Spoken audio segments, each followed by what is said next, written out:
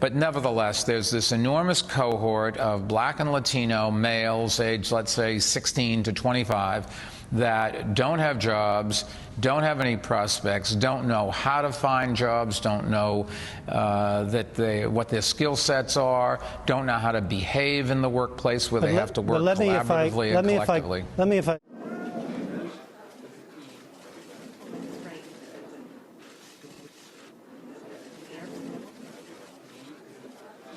95% of your murderers and murder victims fit one MO.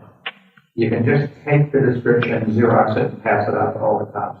They are male minorities, 15 to 25. That's true in New York. It's true in virtually every city in America. And that's where the real crime is. You've got to get the guns out of the hands of the people that get killed.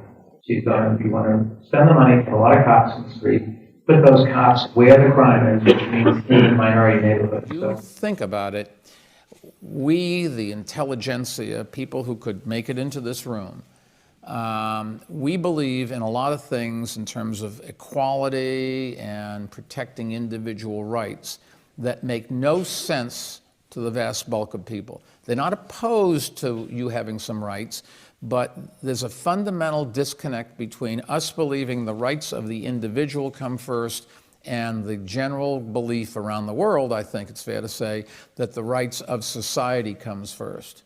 And so I don't know how many are familiar with the bathroom issue in the United States. Anybody know what I'm talking about? If you want to know, is somebody a good salesman, give them the job of going to the Midwest and picking a town and selling to that town the concept that some man wearing a dress should be in the locker room with their daughter. If you can sell that, you can sell anything. I mean, they just look at you and they say, what on earth are you talking about? And you say, well, this person identifies his or her gender as different than what's on their birth certificate. And they say, what do you mean? You're either born this or you're born that. And, you know, I will say in our prison system in New York City, we have to have the policy when you walk in, you know, drop your trousers, you go this way, you go that way. That's it, because you can't sit there and you can't mix things in a jail. That's a practical case of where you have to make a decision.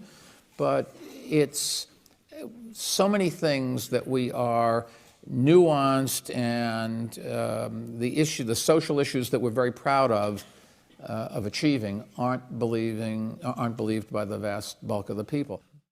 I got something important wrong. I got something important really wrong. I didn't understand that back then, the full impact that stops were having on the Black and Latino communities. Family politics is so difficult. It is my pleasure to give these Made in New York awards to the prides of Flushing, in alphabetical order, Bob and Harvey Weinstein.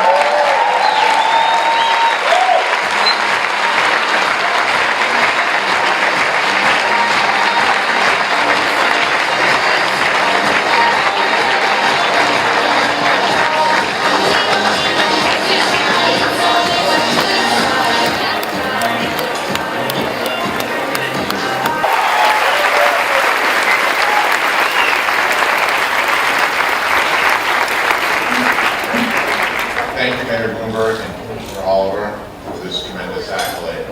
I do want to say that we've had tremendous years, but about 4.5 years ago there was a bump in the road, and I called our mayor, and I just said, things are a little topsy-turvy here at the company.